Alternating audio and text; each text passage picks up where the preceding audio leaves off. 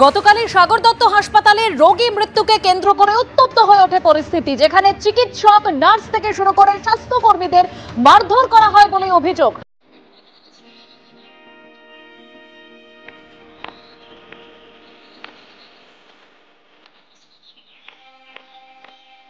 সাগর দত্ত হাসপাতালে ইতিমধ্যে জুনিয়র ডাক্তাররা তারা কর্মবিরতি শুরু করেছেন এবং এই নিয়ে যে কলেজ কাউন্সিলের বৈঠক ডাকা হয়েছিল সেই বৈঠক শেষ হয়ে গিয়েছে। কাউন্সিলের বৈঠকে 10 দফা দাবি পেশ করেছেন চিকিৎসকরা। দাবি না মানা পর্যন্ত কর্মবিরতি তারা চালিয়ে যাবেন। সরাসরি কথা বলবো, আমাদের প্রতিনিধি সন্দীপ সরকার আমাদের সঙ্গে রয়েছেন। সন্দীপ, বৈঠক শেষ হয়েছে, কি জানা যাচ্ছে? না দেখো, বৈঠক কিন্তু পুরোপুরি শেষ হয়নি। জুনিয়র ডাক্তারদের তরফে তাদের প্রতিনিধিরা বেরিয়েছেন, আবারও তারা এই বৈঠকে যোগ দেবেন। অন্যদিকে কলেজ কাউন্সিলের যারা সদস্য তারা এখনও পর্যন্ত সেই মিটিং রুমে রয়েছেন। ডাক্তারদের তরফ থেকে যে দাবিগুলো 10 দফা দাবি তোলা হয়েছে, তার মধ্যে একটা হচ্ছে লিখিত জাস্টিফিকেশন দিতে হবে হাসপাতাল কর্তৃপক্ষকে যে কেন গতকালে এইরকম ঘটনা ঘটলো। তার পাশাপাশি শোকজ করতে হবে এবং লিখিতভাবে যে সিকিউরিটি পার্সোনেলরা ওখানে ছিলেন এবং পুলিশ কর্মীরা ওখানে ছিলেন তাদেরকে শোকজ করতে হবে এবং পুলিশ কর্মীদের শোকজ করবেন তাদের ঊর্ধ্বতন কর্তৃপক্ষ এবং সিকিউরিটি এজেন্সির নিরাপত্তারক্ষী যারা ছিলেন তাদেরকে শোকজ করবেন হাসপাতাল কর্তৃপক্ষ এবং সিকিউরিটি এজেন্সিকেও শোকজ করতে হবে। এছাড়া সিসিটিভি হাসপাতালের প্রত্যেকটা অংশে নেই, প্রত্যেকটা অংশে সিসিটিভি না থাকার কারণে এই গতকালের যে হামলার ঘটনা তার প্রত্যেকটা অংশ কিন্তু ক্যামেরাবন্দি হয়নি, এমনটাই দাবি করছেন তারা। তাই সেই সিসিটিভি সর্বত্র বসাতে হবে। এই রকম মোট 10 দফা দাবি তাদের রয়েছে। আমার সঙ্গে রয়েছেন দোয়েল দে, একজন নার্স যিনি ফিমেল মেডিসিন বিভাগে ডিউটি করেন। আপনাদের ওয়ার্ডেই তো গতকাল এই ঘটনাটা ঘটেছে নয় কি? আমাদের ওয়ার্ডে গতকাল ঘটনা ঘটেছে এবং সেটা গতকাল কোনো বিচ্ছিন্ন ঘটনা নয়। এরকম ঘটনা আমরা প্রায়শই হ্যান্ডেল করি এবং 2021 সালে এরকম একটি ঘটনা ঘটেছিল। কি হয়েছিল মোটা সংক্ষেপে যদি বলেন?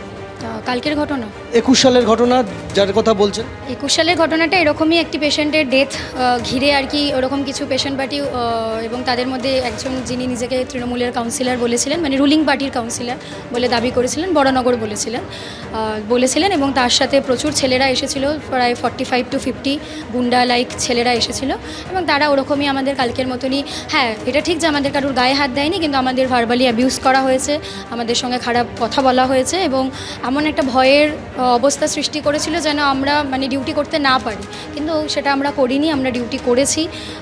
তারা মানে ভয় দেখাতে থাকে, ডক্টরদের নাম জানতে চায়। এটা 2021 সালের ঘটনা। সেটা কোভিডের ধরুন সেকেন্ড ওয়েভটা যে সময় কমছে, ঠিক 21 সালে নভেম্বর ডিসেম্বর নাগাদের একটা ঘটনা, একটা দিনের মানে নাইট শিফটের ঘটনা। কালকে আপনাদেরই সহকর্মীকে আক্রান্ত হতে হলো। কালকে আবারও, এবং এর মাঝে এমন নয় যে কোনো ঘটনা ঘটেনি, আমাদের মাঝে মধ্যেই এরকম আমরা ছোটোখাটো ঝামেলা সামলে থাকি, হয়তো কালকের মতো এতটা বড় হয় না কিন্তু এটা হয়। যেহেতু আমরা মেডিসিন ওয়ার্ডে করি, তো মেডিসিন ওয়ার্ড, ইমার্জেন্সি ওয়ার্ড, এই ওয়ার্ডগুলো ভীষণ ভালনারেবল। এখানে এরকম মব চলে আসে এবং তারা মানে উত্তপ্ত হয়ে ওঠে, তারা হামলা করে, ঝামেলা করে, গায়ে হাত দেয়, ভাঙচুর করে, এরকম ঘটনা প্রায়শই ঘটে।